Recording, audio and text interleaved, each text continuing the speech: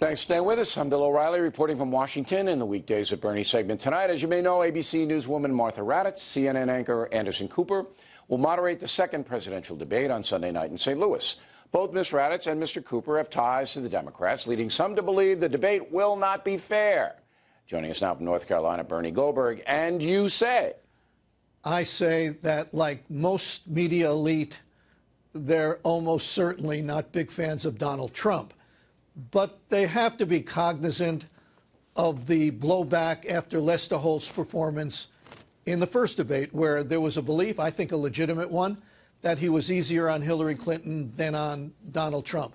At this point, Bill, let's give them the benefit of the doubt and say they're going to at least try to be on their best journalistic behavior and play it down the middle. Now, if they abuse my generosity and my faith, then they will have to pay a price, and perhaps I'll be back next week to hammer them.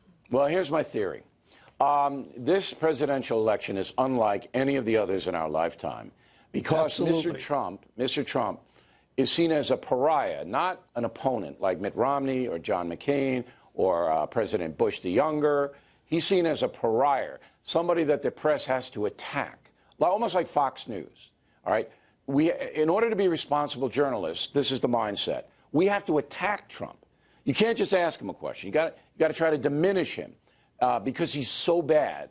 And that's our job, to expose bad people.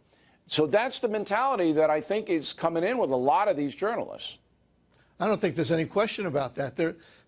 I mean, Donald Trump certainly provides enough ammunition for that belief, but there is a belief that because he's unlike any other candidate who's ever run, certainly in the modern era, I'll use their words, he is dangerous, he is unhinged, he is a literal danger to the republic, and of course he's Hitler, which is, used over and over again.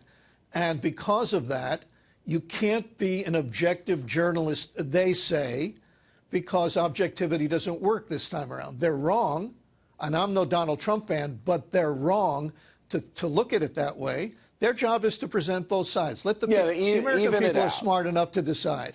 Right. Even it out. Now, with the folks asking some questions, it's not just going to be the moderators. Yeah. But here's where the fix is in. The moderators choose the questions from the folks. All right? So it's not like the folks it's extemporaneous. It's not. It's all these questions are decided beforehand. And you're going to get questions about the bankruptcy, the tax returns. But I'm curious to see if the emails and other Clinton things are going to come up. Yeah, I have a feeling, again, getting back to the Lester Holt effect, I think they're going to be very careful about this.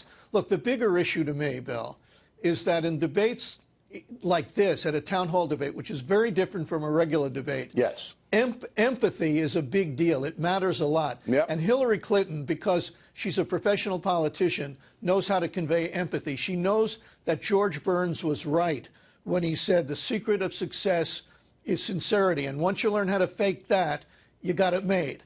Donald Trump, on the other hand, isn't Mr. Empathy. After the last debate, he said, I may go harder at her this time around. If he does, if he comes off as overbearing, if he comes off as nasty or mean, if he invades her space, I think he's got huge problems. Yeah, he's got but he feeds off the folks too, and that might be an advantage for Mr. Trump.